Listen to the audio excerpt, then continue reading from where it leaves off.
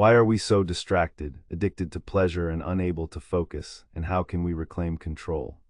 Welcome to Grow Reads, where we break down best-selling books into deep. Because our brains are overloaded with dopamine. In his book, Thibaut Muris explores how this feel-good chemical can hijack our motivation, lead us into cycles of short-term gratification, and prevent us from achieving long-term goals. Key takeaways. 1. Understanding dopamine, the brain's motivation molecule. Dopamine is often misunderstood. It's not pleasure itself, it's what drives us toward pleasure. It's the anticipation, not the reward. Every time we scroll, snack, or binge, you guessed it, dopamine is released. But too much dopamine blunts our sensitivity, leading to decreased motivation, addiction to stimulation, shortened attention spans. Dopamine isn't bad, but chronic overexposure to it is. 2. The trap of constant stimulation. Modern life floods us with dopamine. Social media, junk food, porn, YouTube binges, notifications, and multitasking. These microhits make everything else feel boring, including reading, deep work, physical activity. Lesson: the more you indulge in instant gratification, the harder it becomes to enjoy or pursue long-term rewards. 3. The principle of delayed gratification. Delayed gratification is the superpower behind all success. Building a business, learning a skill, achieving fitness goals.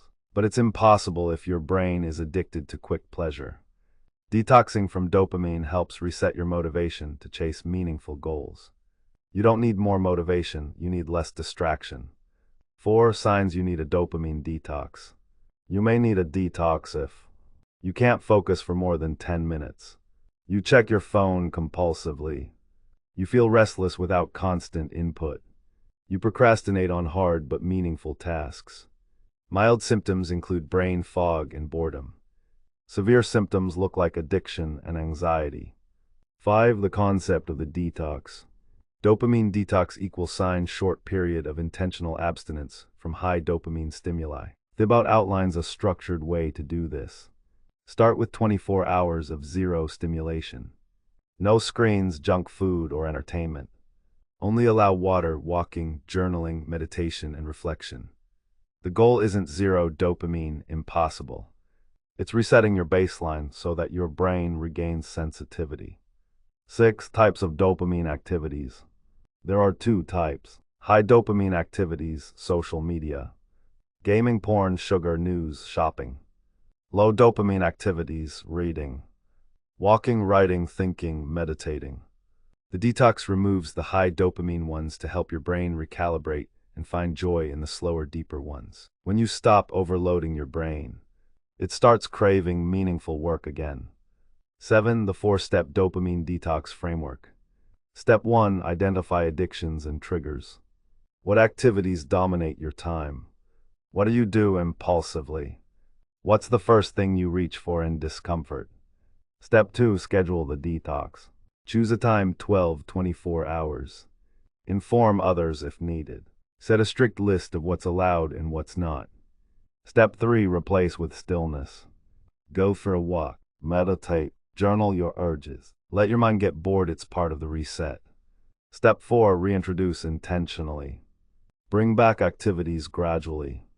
Only keep what aligns with your long-term values. 8. What happens during a detox?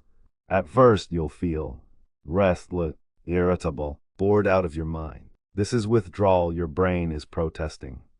But this phase is necessary soon after. Thoughts become clearer. You enjoy silence more. You regain the ability to focus and think deeply. 9 common pitfalls and how to avoid them. Mistake 1. Not preparing ahead. Solution: schedule your detox and set clear rules.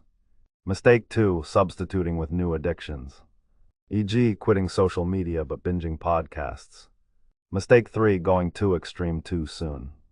Start with a 4-6 hour detox if 24 is too much. The goal is clarity, not punishment. 10 long-term lifestyle changes. Detoxing once is helpful, but real transformation comes from permanent lifestyle shifts. Create screen-free zones, for example, bedroom mornings. Set limits for social media, use timers, app blockers. Do weekly mini detoxes.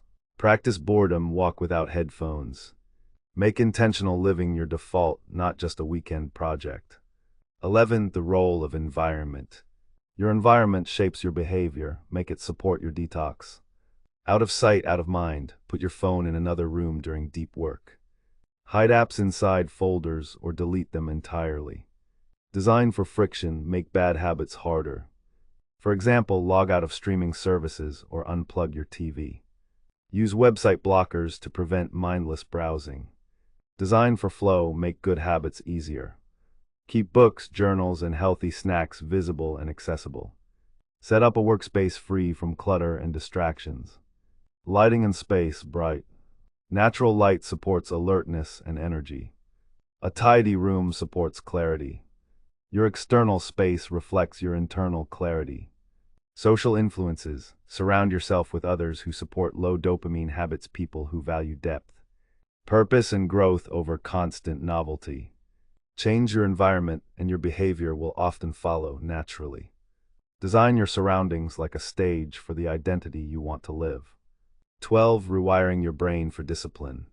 Every time you resist instant pleasure and choose discomfort, you build neural pathways of self-control.